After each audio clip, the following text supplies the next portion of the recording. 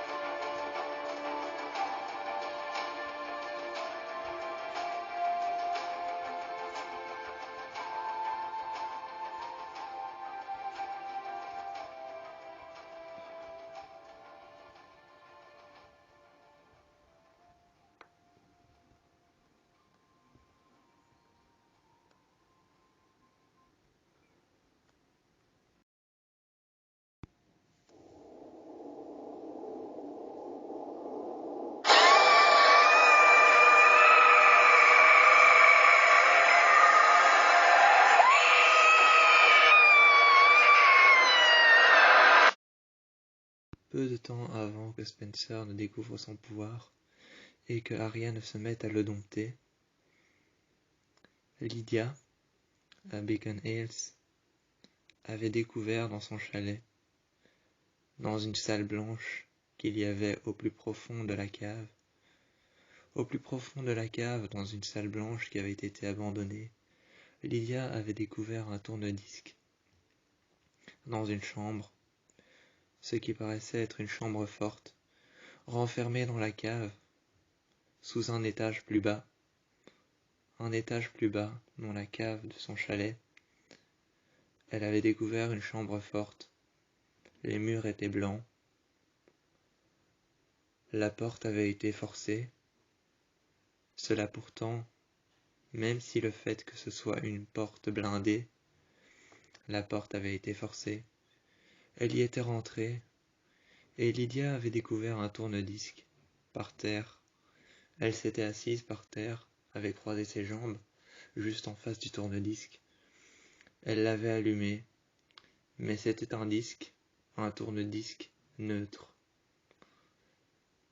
Il n'y avait aucun son, aucune symphonie, aucun mot.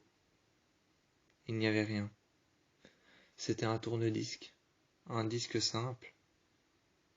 C'était un disque vinyle simple sur un tourne-disque. Mais il n'y avait aucun son, aucun mot, aucune mélodie, aucune chanson. Il n'y avait rien. Juste un bruit, neutre et statique. Elle s'est alors approchée du tourne-disque. Et Lydia a donc mis le tourne-disque sur on, ayant entendu ce bruit. Après l'avoir mis sur on, ayant entendu ce bruit.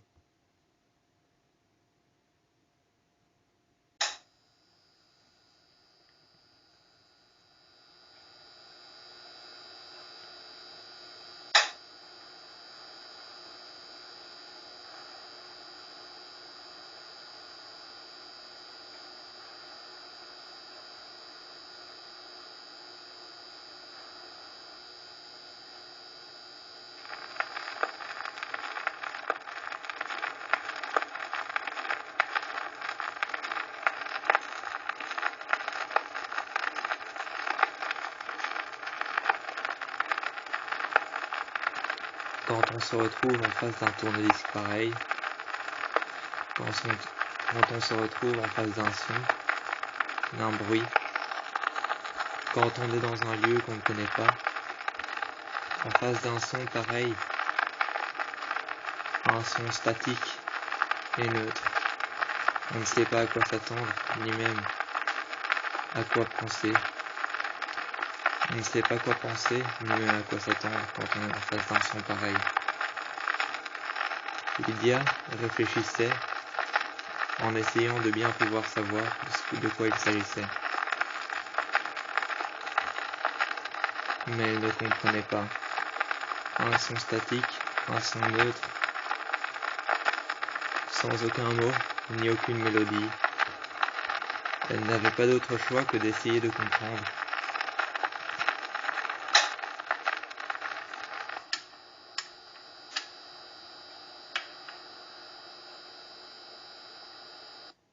Mais elle l'avait arrêté depuis bien longtemps. Ça faisait depuis bien longtemps qu'elle l'avait arrêté. Elle n'avait pas compris, mais au moment où elle comprit que ce son statique et neutre, qu'elle remit en marche après, ce son statique et neutre qu'elle remit en marche une nouvelle fois, après avoir arrêté le tourne-disque, elle comprit ce que c'était. Mais cela n'était qu'un avertissement, plus terrifiant que tous les autres qu'elle avait eus.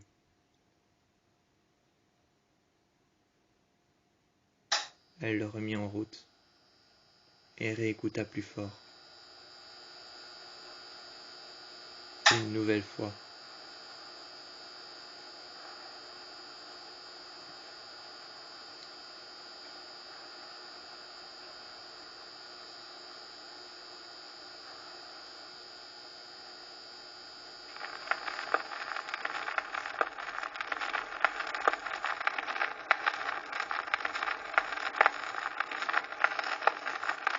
Pouvons-nous imaginer qu'un disque vinyle à 25 tours ne puisse que faire écouter et ne puisse que faire part d'une seule bande qui met à la lumière du jour les cendres de la dernière Banshee qui a été brûlée vive? Pouvons-nous imaginer un instant qu'un tourne-disque avec un vinyle 25 tours ne puisse mettre au jour qu'une seule bande qui s'avère être les cendres, le bruit des cendres encore brûlantes de la dernière Banshee qui a été brûlée vivante sur le bûcher? Lorsque Lydia comprit ça, elle n'avait qu'une seule solution: avertir les autres, avertir Styles, avertir Scott, avertir Malia, Liam, Scott et Allison. Elle partit après l'avoir arrêté.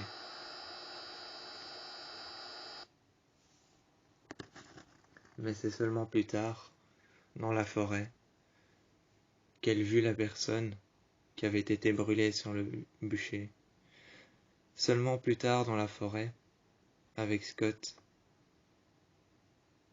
avec Allison, avec Malia,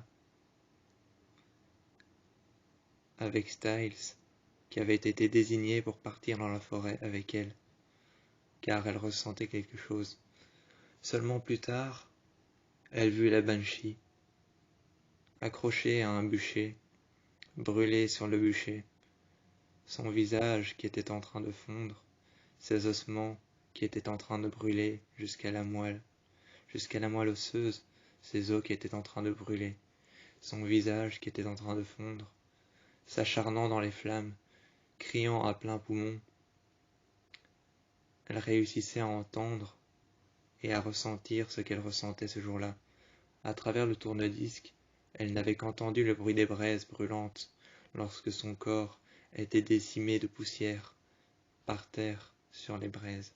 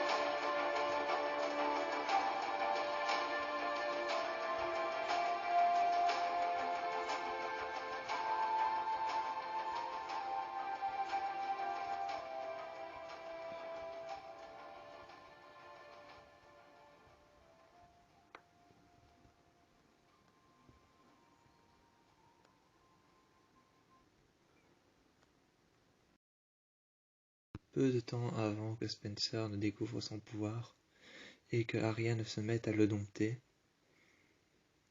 Lydia, à Beacon Hills, avait découvert dans son chalet, dans une salle blanche qu'il y avait au plus profond de la cave, dans une salle blanche qui avait été abandonnée, Lydia avait découvert un tourne-disque. Dans une chambre, ce qui paraissait être une chambre forte, renfermée dans la cave, sous un étage plus bas dans la cave de son chalet, elle avait découvert une chambre forte. Les murs étaient blancs. La porte avait été forcée. Cela pourtant, même si le fait que ce soit une porte blindée, la porte avait été forcée. Elle y était rentrée, et Lydia avait découvert un tourne-disque, par terre.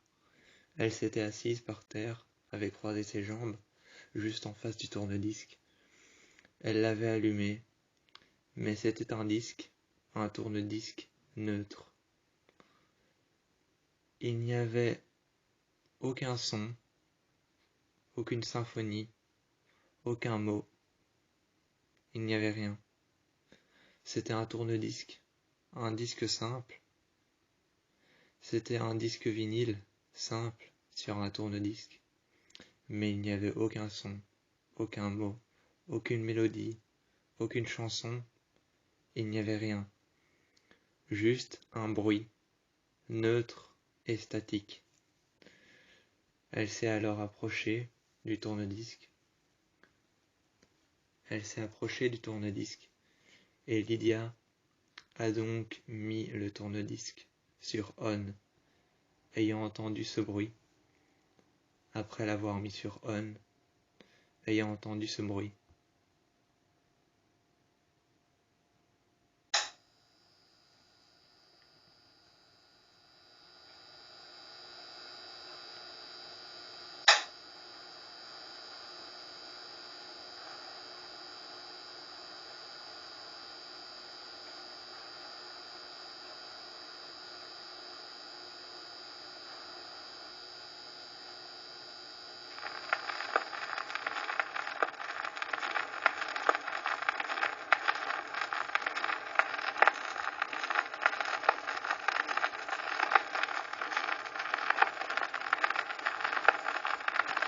Quand on se retrouve en face d'un tourne-disque pareil, quand on se retrouve en face d'un son, d'un bruit, quand on est dans un lieu qu'on ne connaît pas, en face d'un son pareil, un son statique et neutre, on ne sait pas à quoi s'attendre, ni même à quoi penser. On ne sait pas quoi penser, ni même à quoi s'attendre quand on est en face d'un son pareil. Lydia réfléchissait en essayant de bien pouvoir savoir de quoi il s'agissait. Mais elle ne comprenait pas. Un son statique, un son neutre, sans aucun mot, ni aucune mélodie. Elle n'avait pas d'autre choix que d'essayer de comprendre.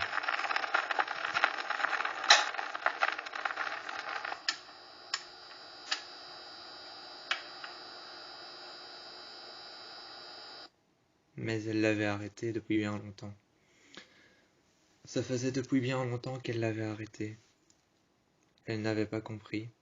Mais au moment où elle comprit que ce son statique et neutre, qu'elle remit en marche après, ce son statique et neutre qu'elle remit en marche une nouvelle fois, après avoir arrêté le tourne-disque, elle comprit ce que c'était. Mais cela n'était qu'un avertissement, plus terrifiant que tous les autres qu'elle avait eus.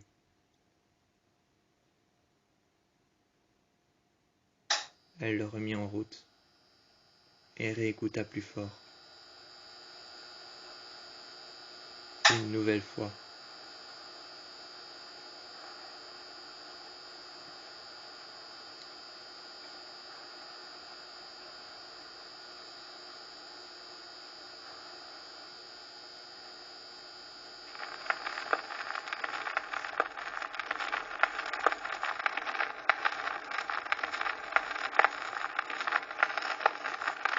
Pouvons-nous imaginer qu'un disque vinyle à 25 tours ne puisse que faire écouter et ne puisse que faire part d'une seule bande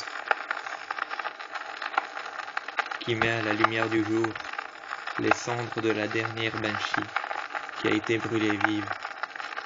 Pouvons-nous imaginer un instant qu'un tourne-disque avec un vinyle 25 tours ne puisse mettre au jour qu'une seule bande qui s'avère être les cendres, le bruit des cendres encore brûlantes de la dernière Banshee qui a été brûlée vivante sur le bûcher?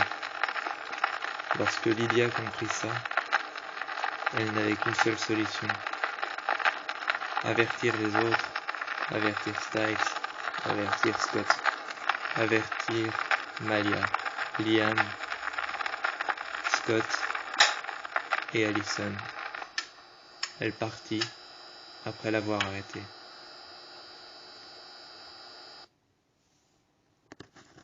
Mais c'est seulement plus tard, dans la forêt, qu'elle vit la personne qui avait été brûlée sur le bûcher. Seulement plus tard dans la forêt, avec Scott, avec Allison, avec Malia, avec Styles, qui avait été désigné pour partir dans la forêt avec elle, car elle ressentait quelque chose. Seulement plus tard, elle vit la Banshee, accrochée à un bûcher, brûlée sur le bûcher, son visage qui était en train de fondre, ses ossements qui étaient en train de brûler jusqu'à la moelle osseuse, ses os qui étaient en train de brûler, son visage qui était en train de fondre, s'acharnant dans les flammes, criant à plein poumon. Elle réussissait à entendre et à ressentir ce qu'elle ressentait ce jour-là. À travers le tourne-disque, elle n'avait qu'entendu le bruit des braises brûlantes lorsque son corps était décimé de poussière par terre sur les braises.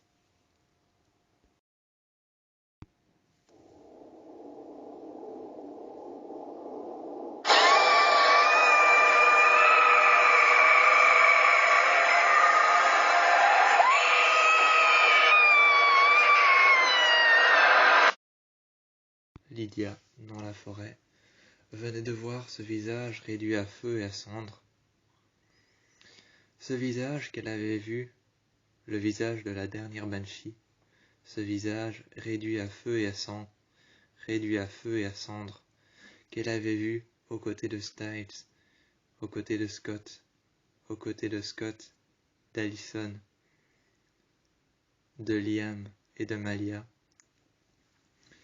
Ce visage réduit à feu et à cendres, réduit à feu et à sang, qu'elle avait entendu, les cendres qu'elle avait entendues, encore chaud, encore chaudes, le feu encore chaud, les cendres encore chaudes, ce visage réduit à feu et à cendres, à feu et à sang à travers les flammes, elle l'avait vu, elle l'avait entendu, à travers le tourne-disque, par-delà les 25 tours du vinyle, elle avait entendu la bande son, elle l'avait entendu, le son des braises chaudes, des cendres qui étaient en train de brûler, ce visage réduit à feu et à cendres, elle l'avait entendu. Mais avait-elle entendu les braises brûlantes de ce visage réduit à feu et à sang, ou avait-elle entendu le bruit des cendres et des braises encore chaudes, ainsi que de ce visage réduit à feu et à cendres, ou avait-elle vu les crimes qui avaient été commis par A? Avait-elle vu la Banshee brûlée, attachée, bâillonnée? Avait-elle vu la Banshee brûlée, attachée, bâillonnée, avec la peau, avec les os, avec ses bras qui étaient attachés de derrière? Ses bras qui étaient attachés de derrière, ses jambes qui étaient attachées de devant, accrochées à un bûcher, réduite à feu et à cendre, réduite à brûler dans le néant. Avait-elle vu son visage, à feu et à sang, brûler à travers les flammes, ou avait-elle vu ses bras accrochés par derrière et ses jambes accrochées par devant, ne sachant pas bouger, accrochées au bûcher? Avait-elle vu la banshee, ou avait-elle découvert, seule, part-elle seule, avait-elle découvert, à travers les sons qu'elle avait entendus, ce soir-là, à travers les sons qu'elle avait entendus ce soir-là, dans la grange de Spencer, par-delà les sons qu'elle avait entendus, par-delà les sons qu'elle avait entendus, était-ce le visage de A qu'elle avait vu lorsqu'elle avait crié, ou était-ce le visage de cette femme, l'ancienne banshee qui a brûlé? L'ancienne banshee qui a brûlé n'a pas brûlé parce qu'on la croyait sorcière ou qu'on croyait qu'elle pratiquait la magie noire. On ne l'a pas brûlée pour cette raison-là. Souvent, la justice, il y a longtemps, ce n'était pas le point fort des villageois et des gens qui habitaient la ville. Ce n'était pas leur point fort, alors la justice, il y a longtemps, c'était tuer ou être tué. La banshee, elle, ne pratiquait nullement la magie noire, ne pratiquait encore moins les magies ancestrales. Elle ne pratiquait pas la magie noire, elle ne pratiquait pas les magies ancestrales. Les rites ancestraux, elle ne les pratiquait pas non plus. Elle avait même aucune idée de ce que c'était. Elle n'avait même aucune idée de ce que c'était. Les rites ancestraux, la magie noire, elle n'avait aucune idée de ce que c'était. Pourtant trahie par son propre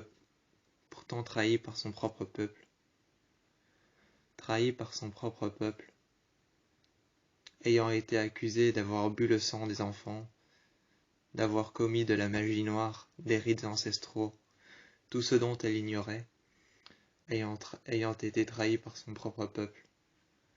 Elle a donc été forcée de grimper sur le bûcher, de franchir marche après marche, d'être attachée par les bras de derrière, d'être attachée par les jambes de devant, de regarder toutes les personnes du village qui l'avaient accusée, de regarder son peuple arriver avec un flambeau, mettre feu à ses jambes, de sentir le feu, d'entendre ses hurlements, de sentir le feu grimper le long de ses jambes, de sentir sa peau se détacher de ses os, sentir le feu grimper le long de ses jambes, immoler ses jambes, ensuite son buste, et puis le feu qui grimpait le long de ses bras. Forcée de regarder les gens qui la croyaient être une sorcière, qui croyaient qu'elle avait bu le sang de ses enfants, qu'elle avait pratiqué des rites ancestraux dont elle ignorait l'existence, ayant été trahie par son propre peuple, son propre village. Cette banshee n'a pas été brûlée, mais a été forcée d'être brûlée. Ce que l'on peut appeler aujourd'hui un suicide. Ce que l'on peut appeler aujourd'hui un suicide ou une mort volontaire. Elle a été trahie par son propre peuple. Elle a donc dit à son propre peuple ces derniers mots lorsqu'elle était attachée sur le bûcher, a été de s'adresser à son peuple. En regardant toute personne qui l'avait accusée dans les yeux, elle a dit « Je ne suis pas attachée parce que vous pensez que j'ai bu le sang de ces enfants. Je suis attachée parce que sous la volonté de Dieu, je m'en remets à ce qui doit m'arriver. » Plus personne n'avait confiance en Dieu ce jour-là. Plus personne n'avait confiance en Dieu ce jour-là, car les banshees sont soupçonnés d'être des sorcières, ayant bu le sang des enfants, ayant pratiqué des rites ancestraux pour qu'ils disparaissent. Les banshees ont tous brûlé les unes après les autres. Lydia en est la dernière de sa lignée. Mais lorsqu'elle a vu ce soir-là toute sa lignée disparaître dans la grange de Spencer, ce soir-là, lorsqu'elle a entendu le tourne-disque, qu'elle a entendu les cendres et les braises encore chaudes brûler, qu'elle a entendu le bruit du feu et qu'elle a vu son visage calciné, elle s'est mise à crier de toutes ses forces, elle s'est mise à crier à plein poumon, parce qu'elle savait que dans la grange de Spencer, quelque chose allait se passer, quelque chose qu'elle avait vu. Avec Styles, avec Scott, avec Allison, avec Malia et avec Liam, ils sont allés voir dans la forêt.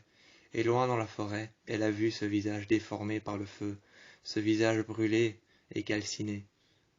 Le visage de sa descendante, brûlé à travers le feu, volontairement entré dans les flammes. Elle avait vu ce visage. Mais elle ne savait pas que Spencer, chez elle, dans sa chambre, assise juste devant son lit, était peut-être en train de se transformer. De retour à Rosewood, ce soir-là,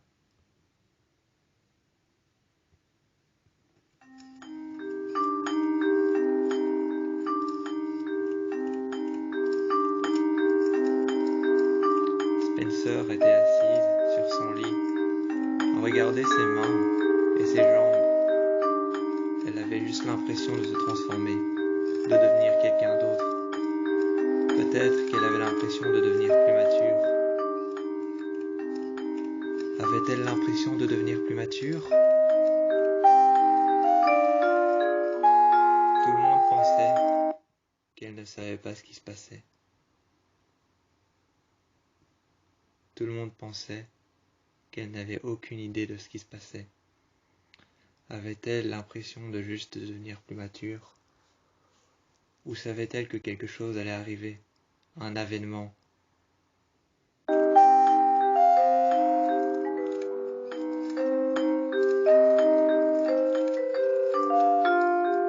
soir-là, elle avait l'impression de savoir. Elle avait l'impression de savoir ce soir-là que quelque chose allait arriver.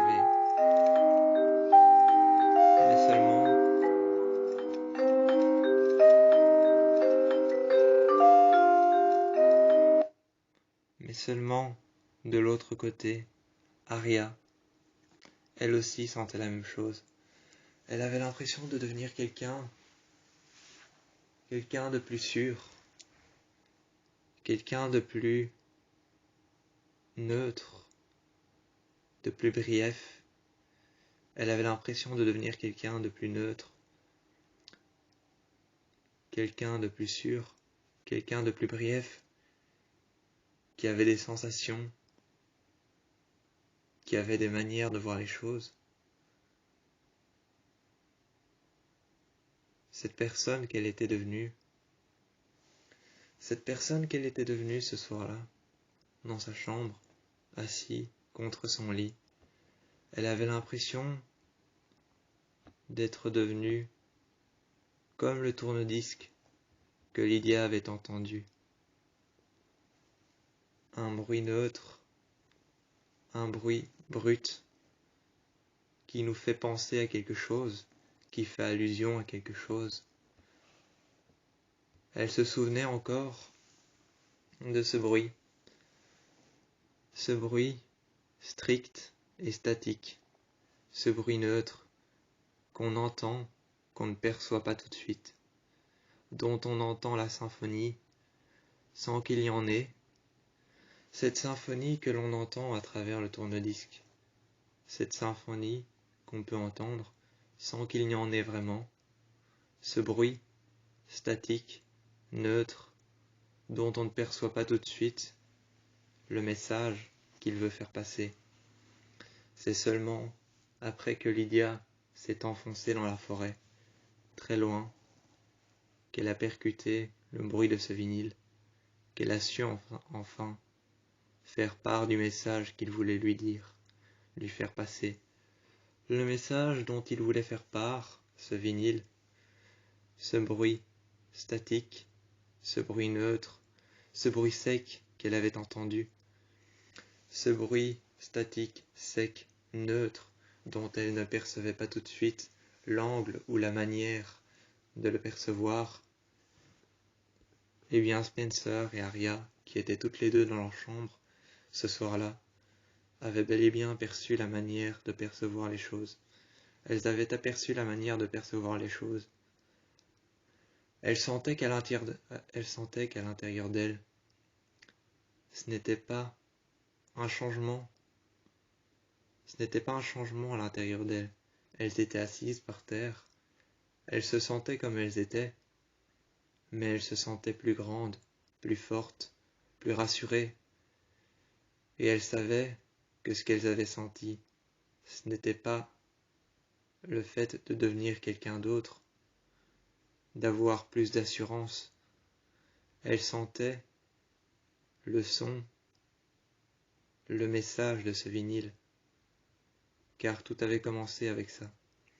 Elles sentaient le message de ce vinyle ce soir-là, ce qu'il voulait dire, ce qu'il voulait faire passer comme message à Lydia, qui n'avait pas tout de suite compris.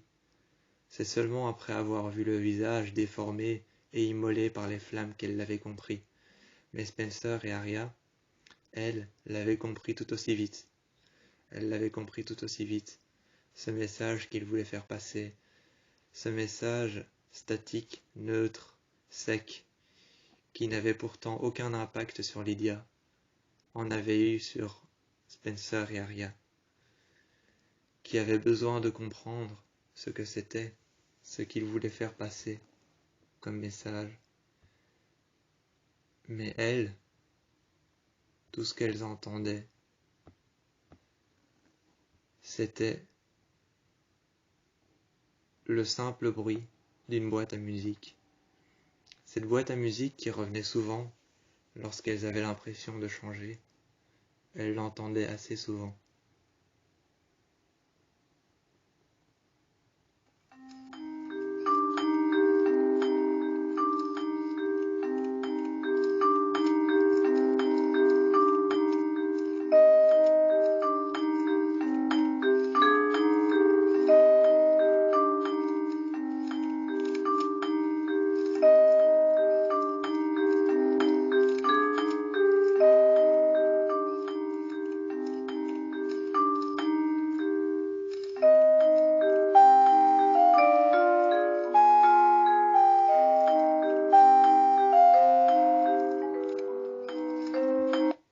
Elles avaient beau claquer des yeux, elles avaient beau fermer les yeux et imaginer autre chose, dès qu'elles fermaient les yeux, la musique s'arrêtait.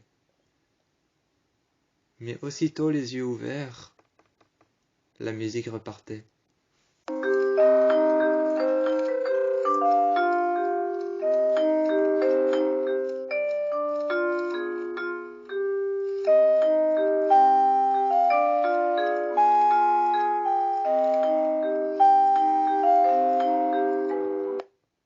C'était une mélodie, mais aussitôt qu'elle fermait les yeux, aussitôt qu'elle clignait des yeux, aussitôt qu'elle partait dans une autre pièce, elle ne l'entendait plus. C'était comme un cauchemar, sauf que cette mélodie, cette boîte à musique, qu'elles entendaient partout à Rosewood, à Ravenswood, cette boîte à musique qu'elles entendaient partout, pouvait revenir aussitôt que le bruit du loup qu'on entendait à Beacon Hills.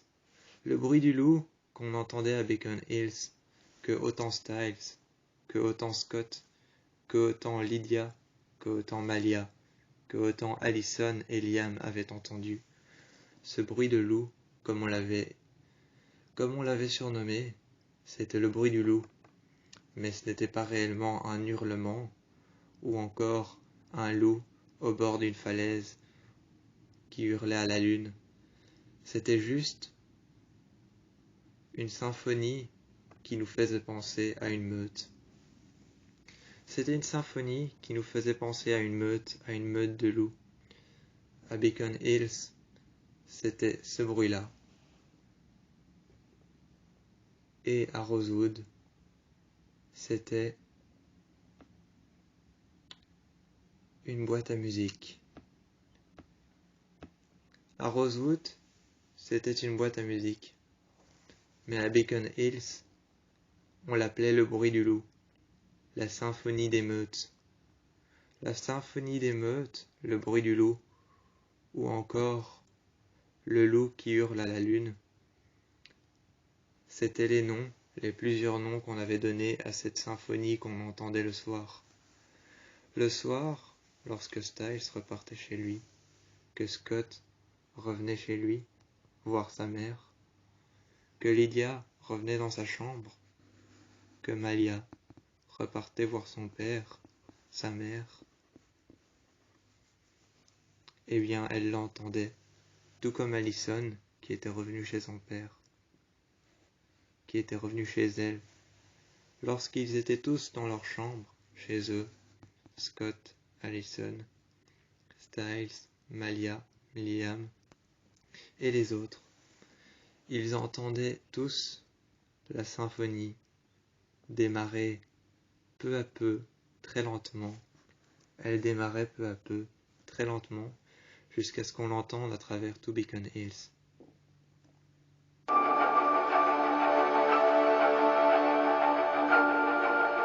Telle une meute, tel un loup qui courait à travers la forêt, essayant de rejoindre le rocher sur lequel il va tous les soirs.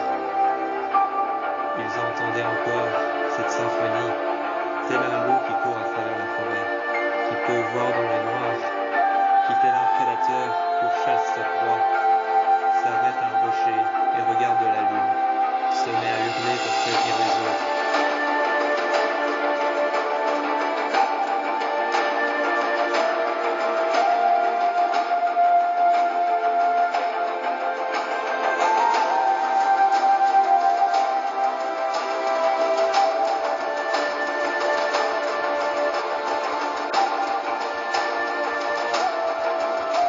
Beacon Hills, c'était ça. C'était la chasse entre le prédateur et la proie. Il fallait maintenant savoir qui allait gagner. Seulement cette symphonie, peu à peu, que tout le monde l'ignorait ou essayait de ne plus l'entendre, elle disparaissait. Et c'était comme ça tous les soirs à Beacon Hills. Comme ce l'était tous les soirs à Rosewood avec cette boîte à musique. Arya, autant que Spencer, avaient différentes sensations qui se propageaient dans leur corps. Arya sentait comme de la chaleur dans son buste. À l'intérieur d'elle, elle sentait comme de la chaleur. Une chaleur qui montait à l'intérieur de son buste et qui arrivait jusqu'à ses épaules. Après que cette chaleur soit passée, elle sentait comme une douleur au bout de ses doigts. C'était atroce, ça faisait mal. C'était comme quand on se coupe avec un couteau, sauf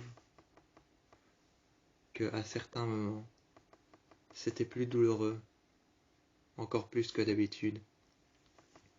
À certains moments, on avait l'impression que cette sensation, cette manière de sentir les choses, on avait l'impression que cette sensation, la manière dont elle sentait les choses, cette douleur et cette chaleur dans sa poitrine, cette chaleur dans sa poitrine, en dessous de son buste, cette douleur dans les doigts, elle avait l'impression que soit elle grandissait, soit elle s'accentuait.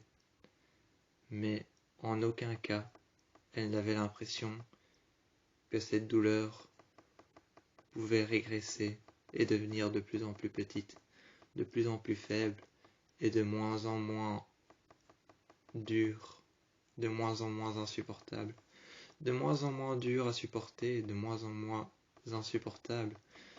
Cette douleur qu'elle ressentait ne faisait que s'accentuer, que grandir en elle, au bout de ses doigts. Elle sentait encore cette douleur qui ne faisait que grandir, qui ne faisait que s'accentuer. Elle ne partait jamais, même la nuit, elle s'endormait de douleur. Même la nuit, elle s'endormait de douleur. Elle s'endormait de douleur parce que tellement elle avait mal, elle ne savait pas ce qui lui arrivait. Elle ne savait pas ce qui lui arrivait. Elle s'endormait de douleur, avec ce mal au bout des doigts, avec cette chaleur dans la poitrine, sous le torse, sous le buste, cette chaleur qu'elle sentait. Eh bien, elle la sentait tout le temps.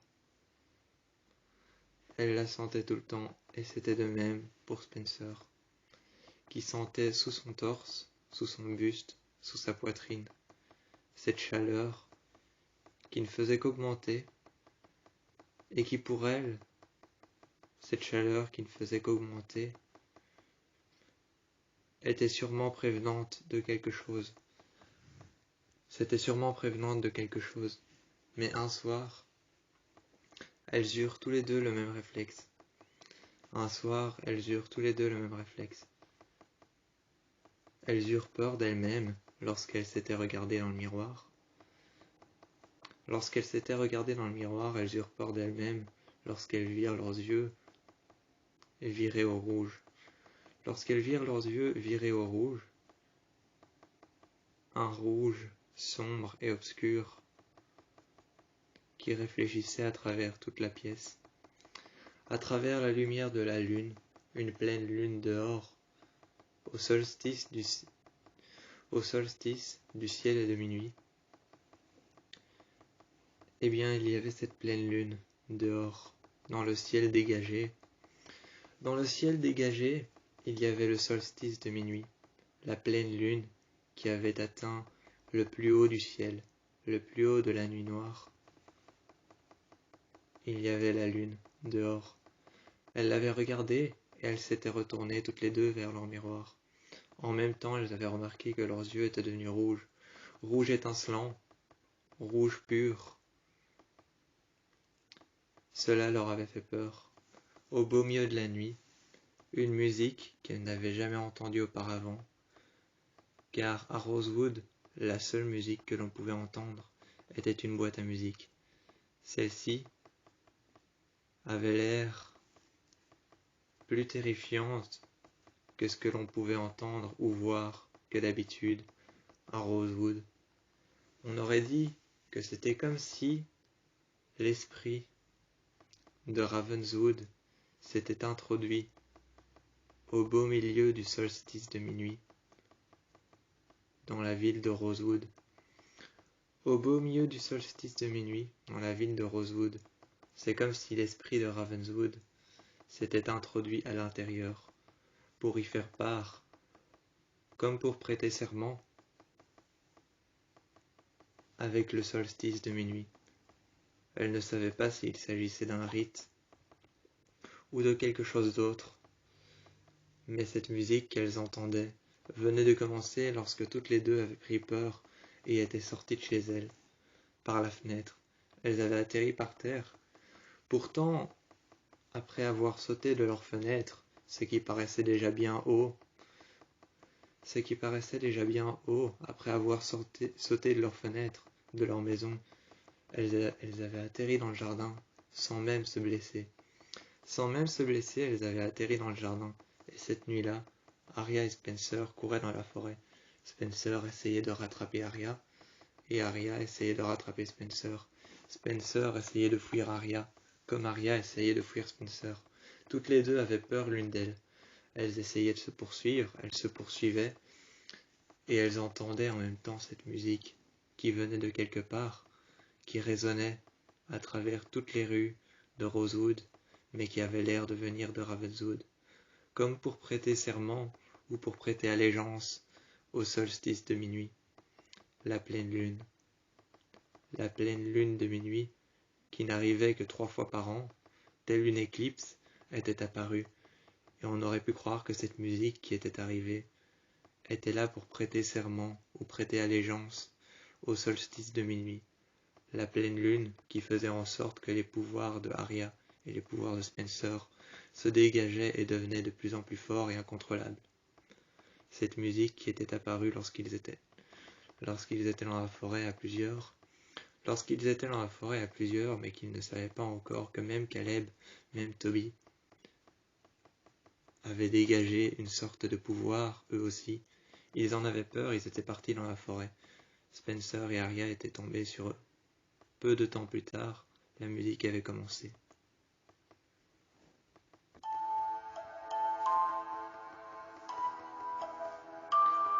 Ils étaient dans la forêt. Caleb et Toby s'étaient cachés. Arya et Spencer couraient après Caleb et Toby dans la forêt. Spencer et Arya leur couraient après. Ils pensaient sincèrement pouvoir les rattraper. Arya se disait qu'elle pensait sincèrement pouvoir les rattraper. Caleb ne contrôlait pas ses pouvoirs. Ses griffes sortaient. Il regardait ses mains. Il avait mal. Il se cachait derrière un arbre, derrière lequel il pensait être en sécurité. Ses yeux devenaient rouges étincelants, et réfléchissaient à travers la lumière de son téléphone. Son téléphone qui était éteint, pour ne pas qu'il vibre ou qu'il fasse du bruit. Il arrivait à entendre si loin que cela lui faisait peur. Il arrivait à voir dans la nuit noire. Cela lui faisait autant peur que d'entendre si loin. Toby, lui, entendait tellement loin que cela lui faisait peur. Il voyait la nuit, il voyait dans le noir. Il ne s'était pas encore adapté à l'œil d'un loup. Il avait toujours en lui le fait d'être adapté à l'œil humain, celui qui ne sait pas voir dans le noir, qui doit s'adapter à l'ombre, à l'obscurité et aux ténèbres. L'œil d'un loup n'a plus à s'adapter aux ténèbres et à l'obscurité. Il entend, il voit. Il arrive à percuter les choses aussi loin qu'elles puissent paraître. Aussi loin qu'elles puissent paraître, il arrivait à percuter les choses. Cela lui faisait peur. Arya courait dans la forêt, tellement vite que Spencer en avait peur. Spencer courait tellement vite que Toby arrivait à sentir son arrivée. Caleb arrivait à sentir l'arrivée d'Arya. Ils arrivaient à sentir que des personnes proches, mais pas menaçantes, des personnes proches mais qui n'étaient pas menaçantes à leurs yeux, ils arrivaient à sentir leur présence. Ils arrivaient pratiquement à les voir derrière les arbres, derrière les troncs d'arbres, quand ils passaient outre, qu'ils étaient entre des buissons, qu'ils étaient entre la forêt, la faune et la flore. Ils arrivaient à les voir. Et cette musique incessante qui ne cessait de continuer, comme si elle n'avait jamais de fin, comme leurs yeux qui pouvaient voir à travers la forêt. Eh bien, cette musique, c'était pareil. Elle ne s'arrêtait jamais. Et les yeux de Caleb voyaient à travers le noir, voyaient dans l'obscurité, et arrivaient à sentir la présence de Spencer qui était de plus en plus proche, la présence de Arya qui était de plus en plus proche elle aussi, qui courait à travers la forêt et qui au fur et à mesure qu'il courait, se transformait. Ses ongles et ses griffes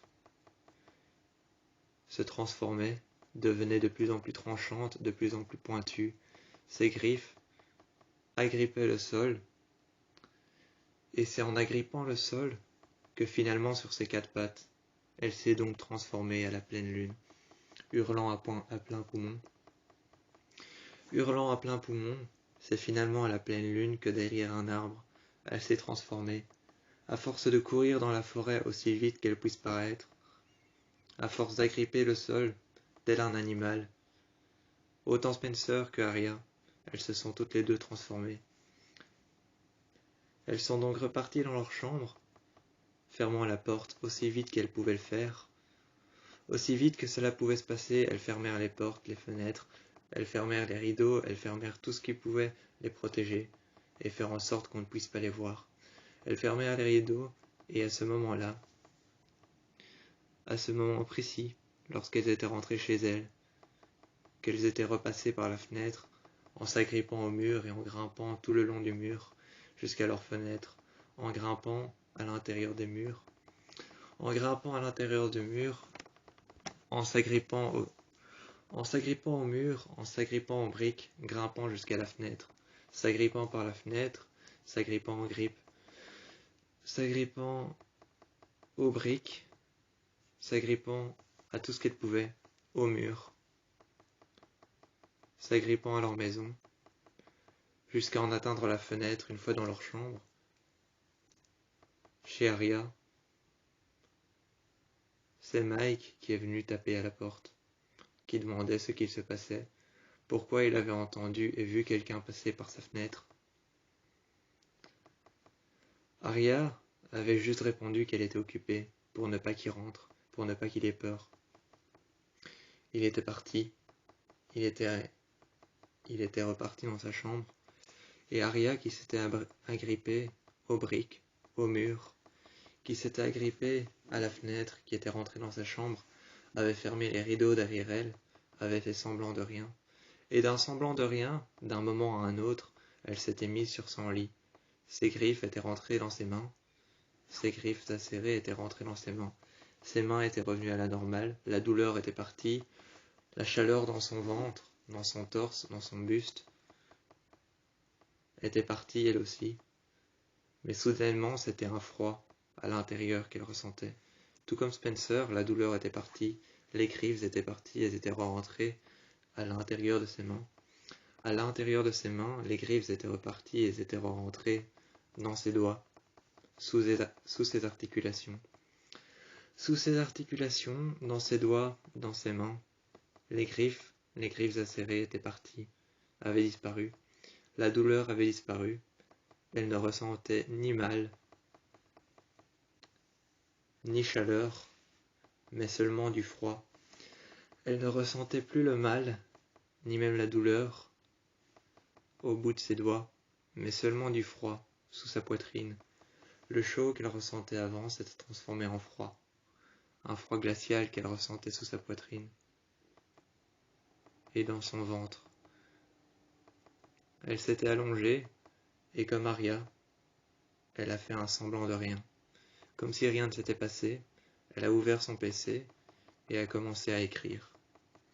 Elle a écrit et a fait semblant de rien. Une rédaction pour l'école sans doute, un devoir à rendre. Elle a commencé à écrire, à faire semblant de rien, et c'est sous un semblant de rien que Aria, qui était en train de lire un livre sur son lit, a donc ressenti ce froid après que Mike soit venu taper à la porte. Et c'est sous un semblant de rien que Spencer, qui était sur son lit, faisant une rédaction ou un devoir à rendre sur son PC, qu'elle écrivait, sous un semblant de rien, sa mère, Véronica, est venue frapper à la porte, lui a demandé si tout allait bien. Spencer lui a juste répondu « Oui, oui, tout va bien ». Lui a juste répondu « Tout allait bien », que tout va bien, qu'il ne s'est rien passé, et sous un semblant de rien, Véronica est repartie dans le couloir. En bas, elle l'a attendu, avec une tasse de thé à la main. Elle a fermé les rideaux dans tout le salon, a enfermé la maison, qui s'était retrouvée dans le noir, et elle l'a attendu, en bas. Elle a attendu Spencer, qui n'est jamais sorti de sa chambre, et finalement, le lendemain matin, tout comme chez Aria le lendemain matin, Ella, sa mère, ainsi que Mike, son frère, lui avaient tous les deux posé la même question. Hier soir, il s'est passé quelque chose, j'en suis sûr. Est-ce que tu pourrais nous expliquer ce que c'est? Aria s'est assise et a simplement dit à Mike en lui regardant dans les yeux, et a simplement dit à sa mère, Ella, en la regardant dans les yeux, « J'ai pas le temps, faut que j'aille en cours. » Elle a pris son sac, l'a mis sur son dos, et a juste dit, « J'ai pas le temps, faut que j'aille en cours, je suis désolé, je vous expliquerai ça plus tard. » Elle est partie en cours, a rejoint Ezra à l'école, au lycée. À l'école, au lycée, elle a rejoint Ezra. Et c'est au lycée de Rosewood qu'elle a rejoint Ezra. À l'école dans laquelle elle était, elle a rejoint Ezra. Et seulement plus tard, chez Spencer, qui avait rangé son PC, qui l'avait fermé, qui avait enregistré le dossier, le devoir à rendre, ou la rédaction. Après avoir enregistré la rédaction, le devoir à rendre, elle a fermé son PC, l'a rangé dans sa mallette, dans son sac, et est partie. Sa mère a voulu l'arrêter près de la porte et lui dire « Hier soir, il s'est passé quelque chose, je le sais, explique-moi, dis-moi ce qui s'est passé. » Spencer a simplement dit « Là, j'ai pas le temps, faut que j'y aille, je dois rejoindre Aria. » Après avoir rejoint Aria au lycée, c'est donc ensuite à l'école, au lycée, que Emily a rejoint Aria, que Aria a rejoint Spencer, et que Spencer et Aria, ainsi que Emily, ont rejoint Anna. Après s'être rejoints au lycée, elles se sont rejoints toutes les quatre chez Anna, et elles ont commencé à parler. Spencer a commencé à expliquer ce qui s'était passé cette nuit-là, tout comme Aria qui avait expliqué ce qu'elle avait ressenti. Le mal au bout de ses mains, la douleur au bout de ses doigts, les griffes qui étaient sorties quand elle s'agrippait dans la forêt, quand elle s'agrippait au sol, dans la terre, qu'elle sentait que son corps se transformait, qu'elle sentait qu'elle devenait plus puissante et qu'elle pouvait voir à travers le noir, l'obscurité, les ténèbres. Quand elle pourrait voir à travers tout ça, elle se sentait plus puissante. S'agrippant au sol, dans la terre, elle se sentait plus rapide. Elle savait que quelque chose se transformait et devenait plus puissant, qu'elle se métamorphosait en quelque chose qu'elle ne connaissait pas.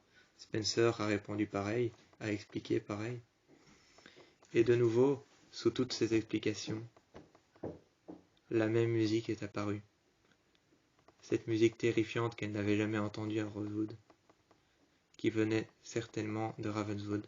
Elle est réapparue, une nouvelle fois, sous toutes les explications de ce dont elles avaient ressenti.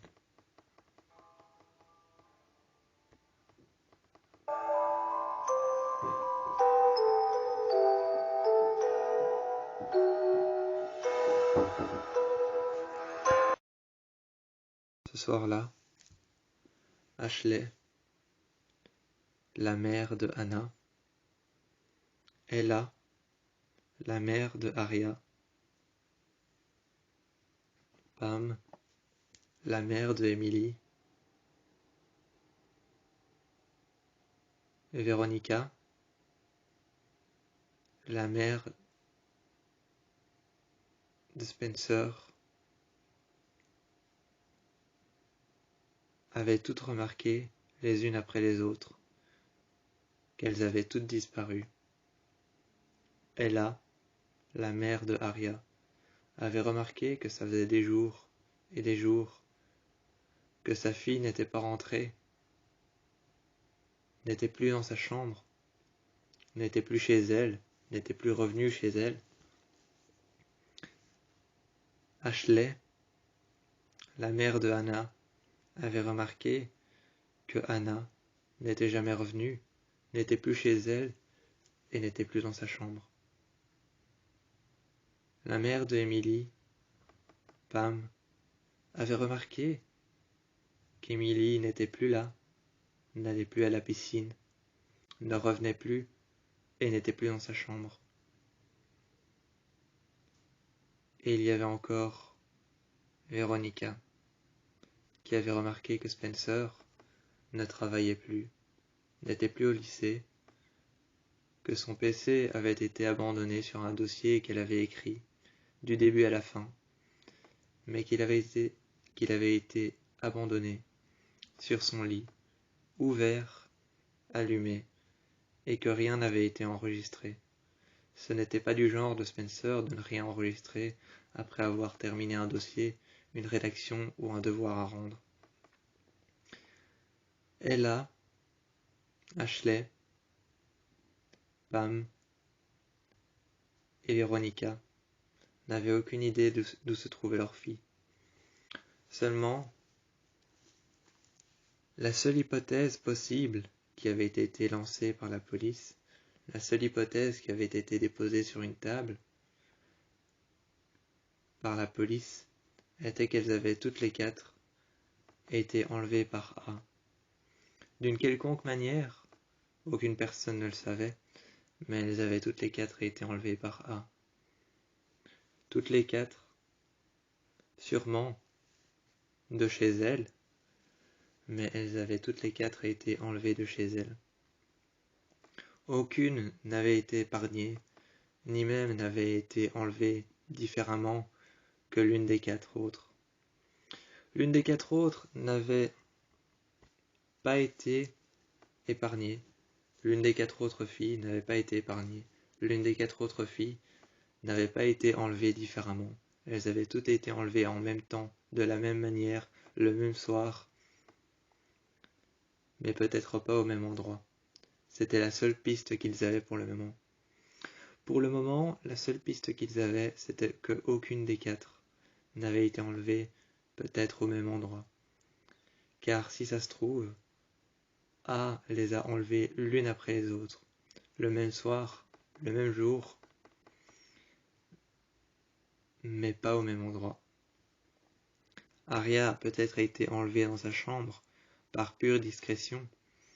Anna a peut-être été enlevée dans sa chambre par pure discrétion.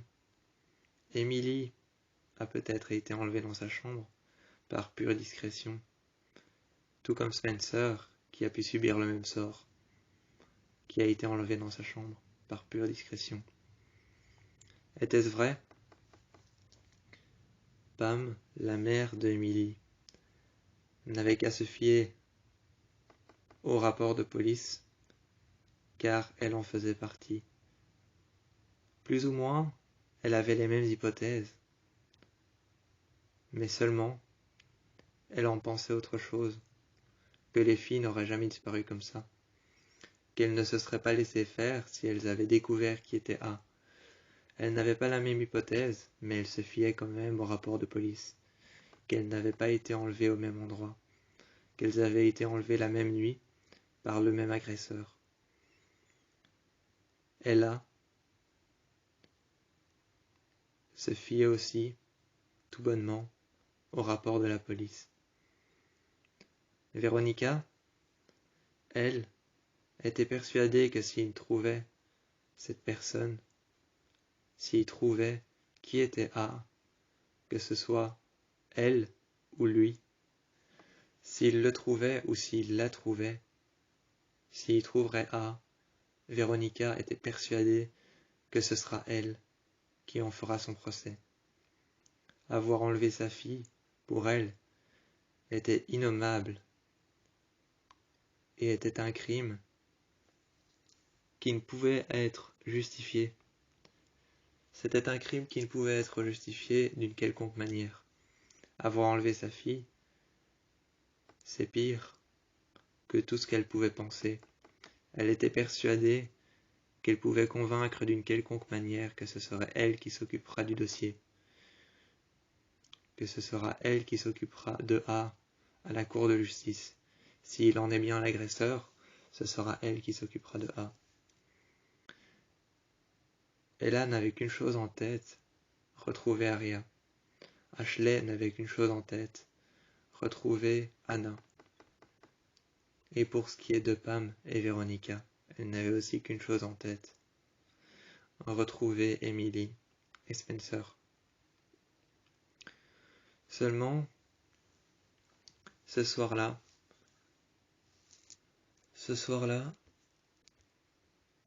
à Beacon Hills, on a réentendu le cri du loup.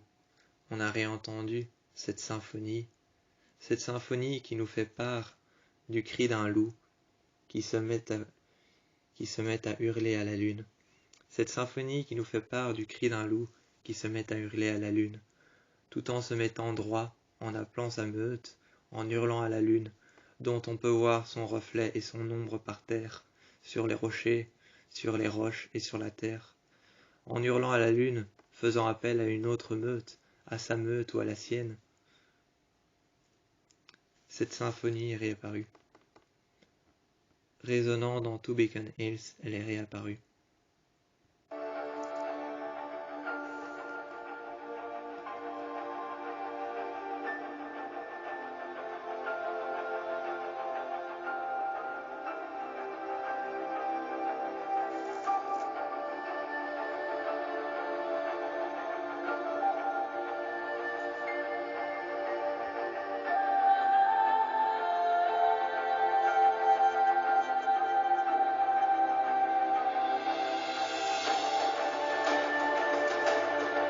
Personne ne savait où étaient les filles. Personne ne savait quoi faire. Et seulement, si personne ne savait quoi faire à Rosewood, est-ce que Styles, est-ce que Scott, est-ce que Allison, Malia et Liam, ainsi que Lydia, avaient une chance de les retrouver? Avait-elle réellement été enlevée par A ou par quelque chose d'autre? Comme un cri de victoire, comme quelque chose qui les pousserait à aller de l'avant pour les retrouver, Lydia était persuadée de savoir où elles étaient. Partout dans Beacon Hills, on pouvait entendre ce cri d'un loup sur son rocher, tout en haut de la surface de l'horizon de Beacon Hills. Ce loup qu'on pouvait voir à travers la surface du reflet de la lune, hurlant à la lune, criant appel aux autres meutes. C'est en disparaissant que Lydia savait où ils étaient.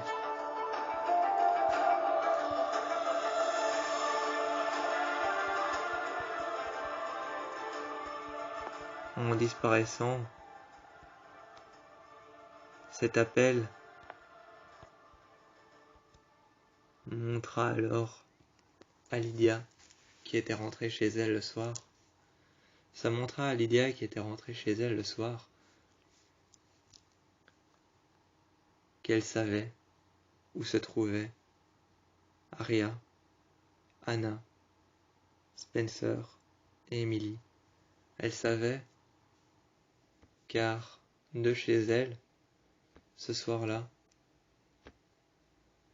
il y avait en face d'elle, c'était une vision, il y avait en face d'elle sa propre réflexion qui dormait dans son lit. Elle était debout dans sa chambre et elle pouvait entendre une musique qui était assez frêle, assez infime pour qu'on ne puisse presque pas l'entendre. Et cette musique qui était frêle, qui était pâle, pour qu'on ne puisse à peine l'entendre, qui ne faisait qu'un bruit infime, fit apparaître devant elle Aria, Anna, Emily et Spencer, toutes les quatre avec la peau pâle, les yeux noirs et la bouche grande ouverte, faisant apparaître dans toute la pièce des sons de voix, des murmures. Elles refermèrent alors la bouche et les murmures disparurent tout aussitôt. Devant elles, chacune s'était approchée d'elle, de Aria, comme Anna, comme Spencer, ainsi que Emily. Chacune d'entre elles s'était approchée de Lydia. Chacune d'entre elles tenait dans les mains un tourne-disque différent. Lydia avait déjà peur car elle avait déjà vu le tourne-disque que tenait Anna. Et c'est alors qu'elle entendit la même chose que la dernière fois. Elle entendit la même chose que la dernière fois avec le tourne-disque. Cette mise en route de ce bouton, cet interrupteur on-off, cette mise en route de cet interrupteur on-off dans la salle blanche, en dessous de la grange de Spencer, cet interrupteur on-off à travers lesquels elle a pu entendre le bruit des flammes, les braises brûlantes et les cendres tombées.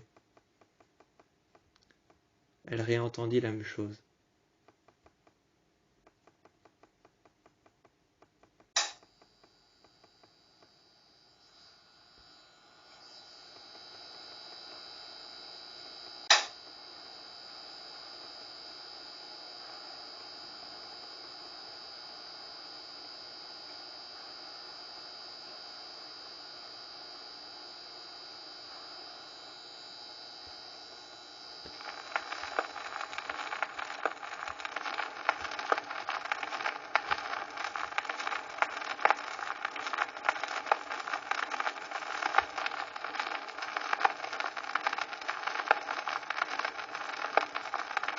Toutes les quatre fixaient Lydia avec un regard pâle, un visage pâle, et les yeux noirs. Tenant 4 tourne-disques en main, Lydia était réveillée. Comme paralysée, elle ne pouvait plus bouger dans son lit. Elle pouvait juste entendre et voir. C'est tout ce qu'elle pouvait faire. Le bruit des flammes, les braises brûlantes et les cendres qui retombaient. Le visage déformé qui hurlait sous les flammes. La banshee qui était en train de brûler. C'est tout ce qu'elle pouvait sentir, voir et entendre. Le bruit des braises et d'un corps brûlé. Elle pouvait sentir l'odeur d'un corps brûlé et des braises chaudes et brûlantes, ainsi que le bruit des flammes à travers le tourne-disque. Elle pouvait entendre les hurlements, voir Arya, Emily et Spencer. Arrêter le tourne-disque, et soudainement, elles disparurent les unes après les autres. Que voulait dire ce message? Que voulait-il dire? Avait-il une particularité? Voulait-il dire quelque chose? Est-ce que Arya, Spencer, Emily et Anna avaient enfin réussi à contrôler leur pouvoir? Est-ce que Emily et Anna avaient réussi à apprivoiser leur pouvoir lorsqu'elles ont compris qu'elles étaient loups-garous? Ou est-ce que Arya et Spencer devaient encore savoir et comprendre qui était la plus forte? Ou savoir essayer de pouvoir contrôler leur pouvoir? Que voulait-il dire? Que voulait-elle dire? Qu'est-ce que cette vision voulait-elle dire? Que voulait-elle dire toutes, elles quatre? Ce bruit, le vinyle, que voulait-il dire? Il y avait-il un sens ou non? Elle s'était alors réveillée et avait ouvert les yeux, mais après les avoir refermés et les avoir réouverts, elle s'est retrouvée enchaînée dans un lac, sous l'eau. Enchaînée dans un lac, sous l'eau, elle était prise par les chaînes, elle ne savait plus remonter à la surface. Comme sentir une sensation de froid et de brûlure à l'intérieur des poumons, sous sa poitrine, sentant cette sensation de froid et de brûlure sous sa poitrine. Elle était enchaînée, sous l'eau, dans un lac qui lui était méconnaissable. Les visions qu'elle avait vues étaient peut-être un avertissement, et une nouvelle fois, elle se mit alors à crier à plein poumon, après avoir entendu un silence dévastateur sous l'eau.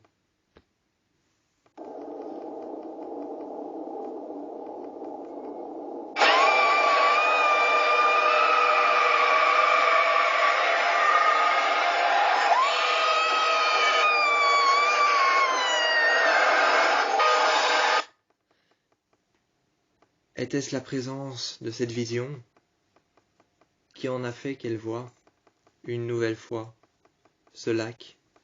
Car ce lac lui était peut-être familier, mais elle en avait oublié tous les souvenirs. Ce lac lui était peut-être familier, mais elle en avait oublié tous les souvenirs. La vision de Arya, Anna, Spencer et Emily lui était-elle un avertissement pour leur dire que l'une d'entre elles, que ce soit Arya et Spencer, avait-elle réussi à contrôler leur pouvoir? Est-ce que cela allait tourner au cauchemar? Est-ce que cela allait tourner au cauchemar? Est-ce que tous les souvenirs qu'elle avait de ce lac, qu'elle avait oubliés, n'étaient pas des souvenirs, mais le martyre de toutes ses angoisses et ses peurs? Est-ce que Anna et Emily avaient-elles enfin compris qu'elles étaient des louves, des loups-garous, qu'elles avaient un pouvoir en elles qu'elles devaient apprendre à contrôler, que Arya ou Spencer allaient peut-être se confronter l'une à l'autre pour pouvoir comprendre qui est la plus forte, qui est la meneuse, qui est la louve, qui est l'alpha, qui est le vrai alpha. Car lorsqu'elles ont découvert leur pouvoir, elles avaient tous les deux les yeux rouges, elles avaient tous les deux de crocs acérés, elles avaient tous les deux cette douleur dans les bras. cette douleur le long des bras, dans les mains, qui descendait jusqu'aux mains, qui arrivait jusqu'à leurs griffes, et qui ensuite refroidissait l'intérieur de leurs côtes, de leurs poumons, en dessous de leur cœur, cette chaleur qui se refroidissait peu à peu. Est-ce que c'était un avertissement pour dire que tous les cauchemars étaient en fait réalité, ou que les souvenirs de ce lac étaient les bourreaux de ces visions? Qu'allait-elle découvrir à travers toutes ces images qu'elle voyait, toutes ces choses, ces hurlements qui étaient plus forts qu'elle lorsqu'elle voyait quelque chose, lorsqu'elle entendait quelque chose? Qu'est-ce que ce disque vinyle avait-il à passer comme message? Qu'avait-il à passer comme message? Et à Rosewood, que se passait-il? À Rosewood, pendant la nuit, la boîte à musique est revenue.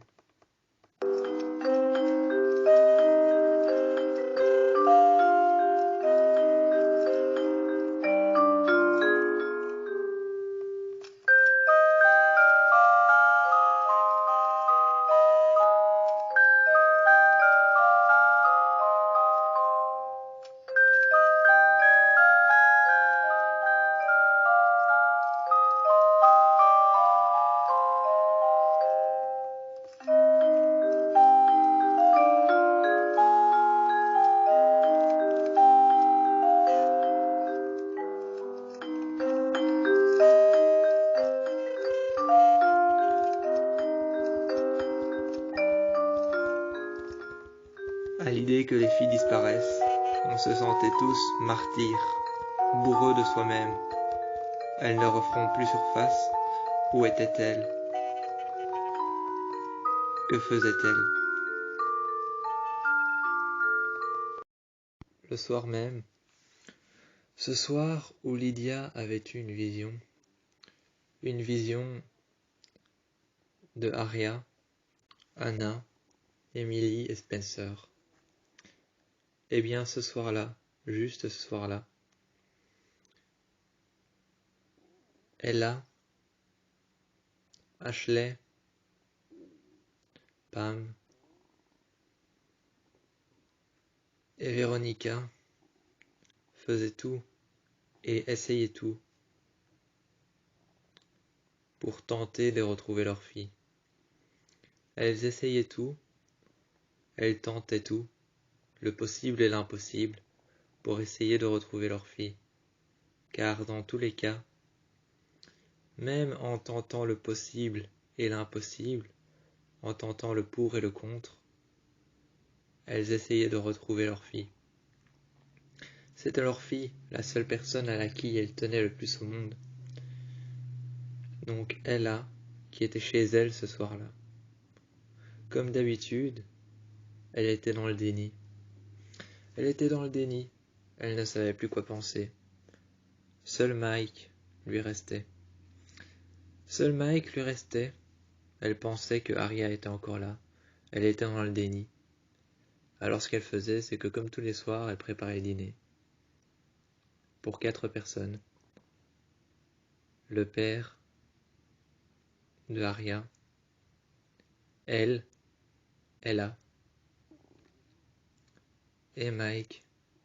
Comme tous les soirs, elle avait sorti une assiette de trop pour Arya. Au cas où, on ne sait pas à quelle heure elle pourrait peut-être rentrer. Mais Mike savait pertinemment qu'elle était dans le déni, qu'elle ne pouvait pas accepter à l'idée, qu'elle ne pouvait pas se faire à l'idée, et qu'elle ne pouvait pas accepter l'idée que Arya ait disparu. Arya ne disparaît jamais longtemps, elle revient toujours là où elle est partie. Arya ne disparaît jamais longtemps. Alors ce soir-là, Mike avait compris que sa mère était dans le déni, qu'elle ne pouvait pas se faire à l'idée que Arya ait disparu, qu'elle ne pouvait pas se faire à l'idée que sa fille ne soit plus là. Elle ne pouvait pas se faire à l'idée de vivre comme ça, seulement avec Mike et avec son mari. Elle ne pouvait pas se faire à une idée pareille. Elle ne pouvait pas accepter ça. Elle ne pouvait pas accepter ça, alors comme tous les soirs, elle préparait une assiette à réchauffer, une assiette de trop, car dans tous les cas, elle espérait que Arya pouvait rentrer. Dans tous les cas, elle espérait que Arya pouvait rentrer, donc comme tous les soirs, elle préparait une assiette de trop qu'elle mettait de côté près du micro-ondes, dans la cuisine. Et le soir, tous les soirs avec Mike, elle regardait le film préféré d'Arya, espérant qu'un soir elle rentre, ou que toutes ces choses la fassent rentrer, la fassent revenir chez elle, car elle savait que tous les soirs Arya revenait exactement là où elle était partie.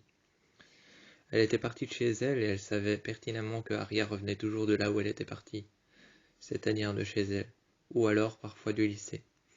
Elle revenait pertinemment toujours à l'endroit où elle est partie, pour pouvoir récupérer quelque chose, ou pour pouvoir montrer qu'elle n'est pas partie longtemps, et qu'elle ne partira jamais longtemps ou jamais définitivement. Donc dans tous les cas, elle essayait de tout faire pour pouvoir attirer Arya vers elle. Vu que Arya ne rentrait pas, un soir, Lydia qui était à Beacon Hills, avait eu une vision dans les couloirs du lycée. Dans les couloirs du lycée, elle essayait pertinemment de parler à Styles, de lui dire de l'emmener quelque part, qui lui n'avait aucun souci avec ça. Lui disant qu'il n'avait aucun souci avec ça, il lui dit alors « Ok, où est-ce que tu veux que je t'emmène ?» Lydia lui a alors dit « J'ai eu une vision hier soir, j'ai vu 4 filles, et je pense que je sais où elles sont. » Styles lui a alors dit « Où est-ce que je dois t'emmener ?»« Au bord de la côte, dans un abattoir pour les loups. C'est là-bas qu'elles sont. » Le repère de A, l'endroit dans lequel il commettait ses meurtres, dans lesquels il les planifiait, était un abattoir pour les loups. Seulement, à l'idée d'être ici, Styles, qui était déjà devenu un loup depuis peu de temps, dans lequel Derek lui apprenait encore les techniques, et la manière d'apprivoiser son pouvoir. La manière d'apprivoiser son pouvoir, Derek qui lui apprenait encore les techniques de comment devenir un vrai loup,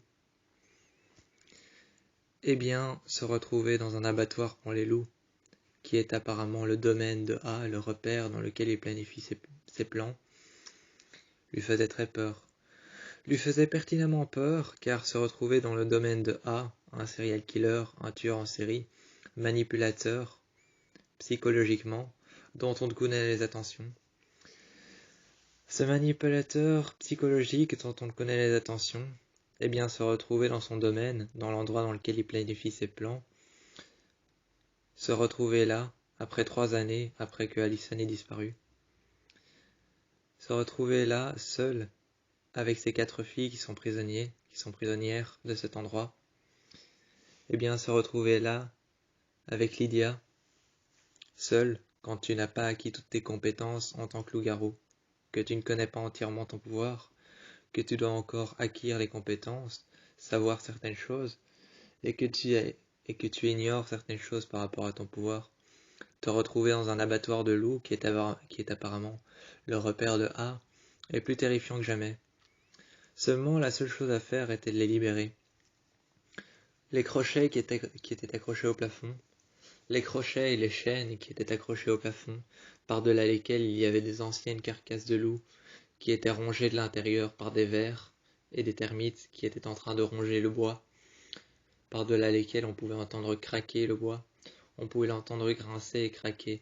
C'était un bruit incessant, mais on pouvait savoir qu'il y avait de la terreur et de l'horreur qui régnaient dans cet endroit. On savait qu'il y avait de la terreur et de l'horreur qui régnaient dans cet endroit.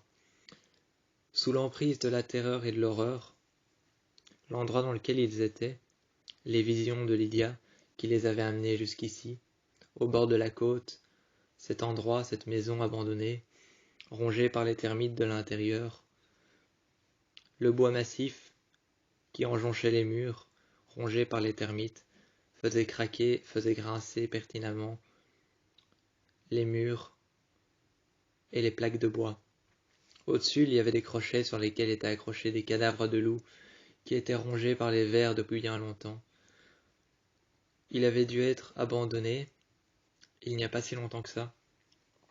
Peut-être était-ce aujourd'hui un repère pour les chasseurs, mais les 4 filles avaient été découvertes au sous-sol.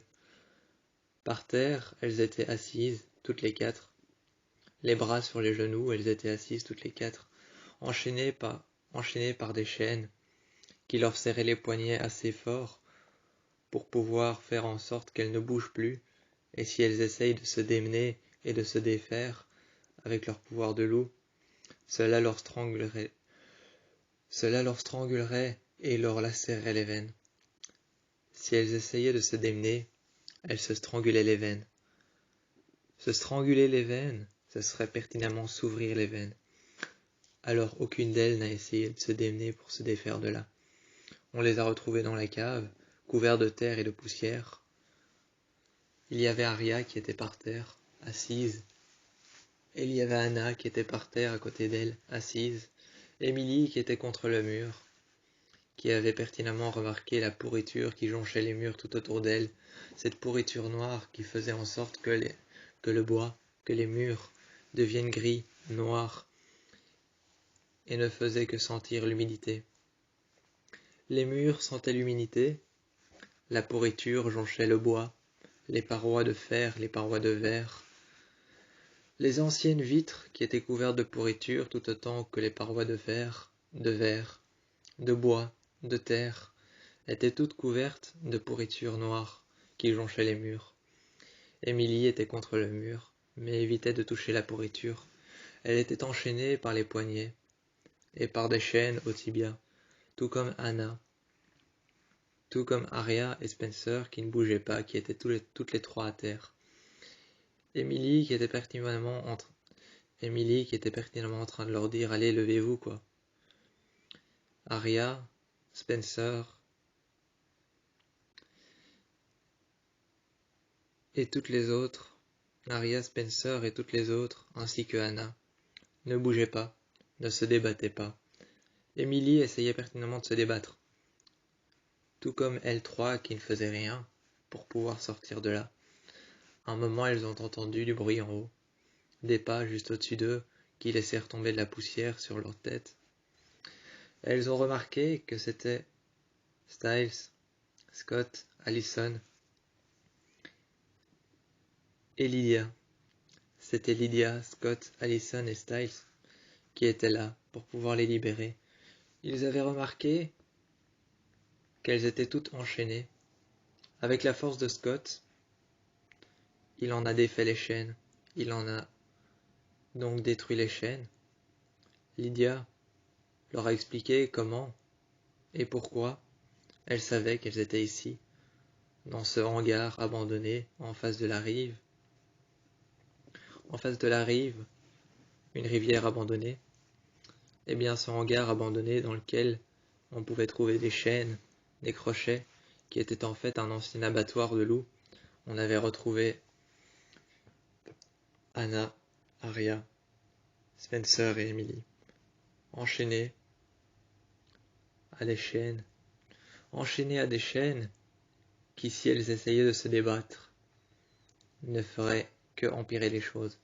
Ces chaînes qui ne feraient qu'empirer les choses si elles essayaient de se débattre, de se démener pour se déchaîner, de se démener pour se déchaîner, de se débattre pour sortir de là. Ça ne ferait qu'empirer les choses, ça ne ferait que stranguler leurs veines. Elles n'ont pas essayé, donc elles ont toutes été retrouvées vivantes. On a donc compris peu de temps après un combat entre Aria et entre Spencer, on a donc compris peu de temps après un combat entre Aria et entre Spencer au bord de la plage, car Derek et Styles avaient tous les deux dit, vous savez comment on fait pour décréter qui est le plus fort, qui est la plus forte chez nous, dans les meutes, à Beacon Hills, vous savez comment on fait pour décréter qui est la plus forte ou qui est le plus fort? On fait un combat entre ceux qui sont à égalité, entre les alphas qui sont à égalité et les louves qui sont à égalité par rapport à leur pouvoir. Dans tous les cas, on organise un combat. Ceux ou celles qui sont à égalité, les louves, les alphas, les loups, on organise un combat quand il y a deux alphas. Celui qui gagne est pertinemment le plus puissant et celui qui va finir par en avoir et en détenir les pleins pouvoirs. Arya et Spencer se sont alors battus sur la rive, mais ont finalement décrété qu'elles allaient prendre le relais l'une après l'autre. Car se battre pour simplement savoir qui a le plus grand pouvoir, qui a le pouvoir le plus fort, et qui aura les pleins pouvoirs sur la meute, était un peu idiot. Elles ont donc dit à Styles et à Derek, en leur regardant dans les yeux, elles ont alors tous les deux dit « On va pas se battre, on va simplement prendre la relève quand l'une de nous n'est pas là. Quand Arya sera pas là, ce sera moi qui vais prendre la relève. Quand Spencer sera pas là, ce sera moi qui prendrai la relève. On va simplement couper les choses et prendre à partie. On va couper les choses en deux et on va prendre à partie pour chacune de nous. On prendra la relève petit à petit. » Cette explication qui a été donnée par Spencer et par Arya, qui ont tous les deux dit qu'elles allaient prendre la relève, qu'elles allaient couper leur pouvoir en deux. Elles allaient couper leur pouvoir en deux, faire en sorte qu'elles allaient maintenir une puissance égale l'une à l'autre, et que, en coupant leur pouvoir en deux, de manière à maintenir une puissance égale à celle de l'autre, à ne pas essayer de dépasser leurs compétences, elles ont fini par trancher et par comprendre que lorsque Arya n'est pas là, ce sera Spencer qui prendra la relève, et lorsque Spencer sera pas là, ce sera Arya qui prendra la relève.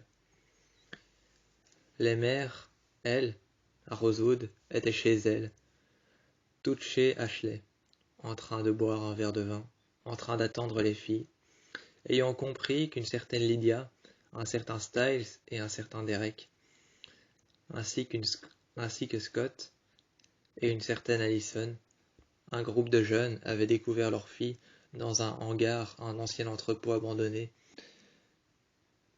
qui était en fait un abattoir pour les loups. Cet abattoir pour les loups, ce hangar abandonné, dans lequel elles avaient été toutes enfermées, Lydia, Scott,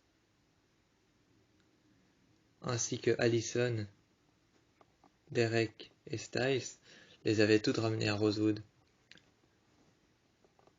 Chacune d'entre elles, avait couru vers leur mère. Emily avait couru vers sa mère, Anna avait couru vers sa mère, Arya avait couru vers sa mère, et Spencer était arrivé chez elle.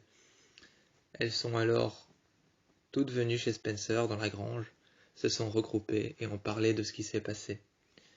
Leurs mères ont écouté, en buvant un verre de vin devant elles.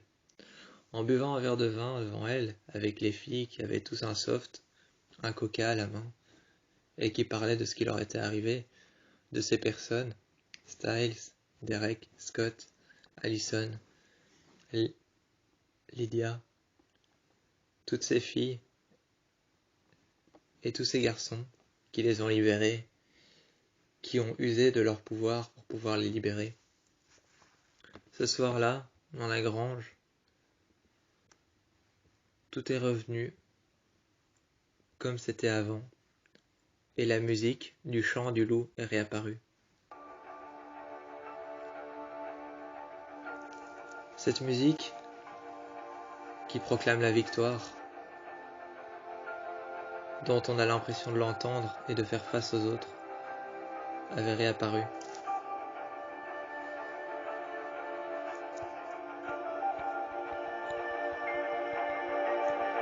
Lorsqu'on avait libéré Arya, Anna, Spencer et Emily, on avait l'impression que cette fois-ci la musique devenait plus forte, plus puissante, comme une victoire.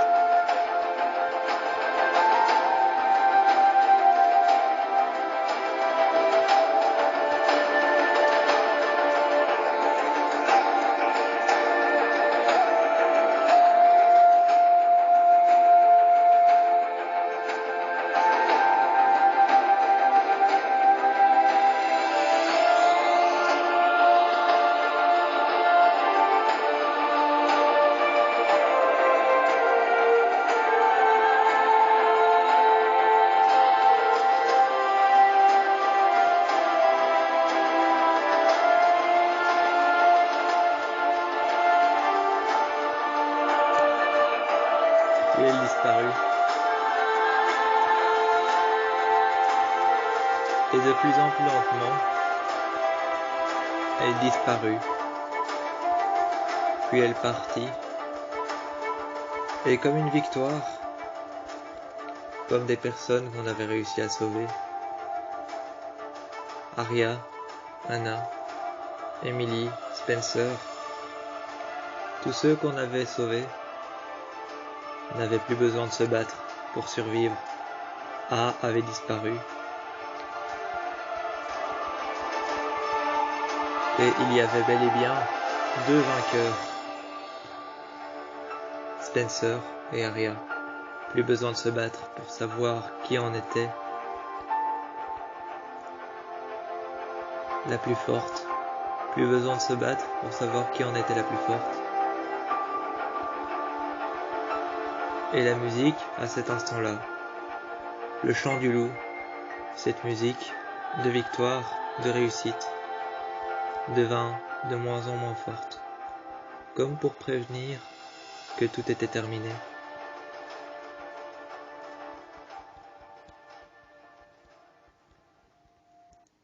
Tout était terminé.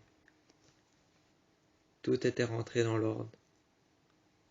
Elles avaient tranché leur pouvoir en deux. Elles avaient tout mis à égalité et repris les pleins pouvoirs par rapport à leur meute. Une meute de 6 personnes, Caleb, Toby, Anna, Emily, Arya et Spencer. Une meute de 6 personnes.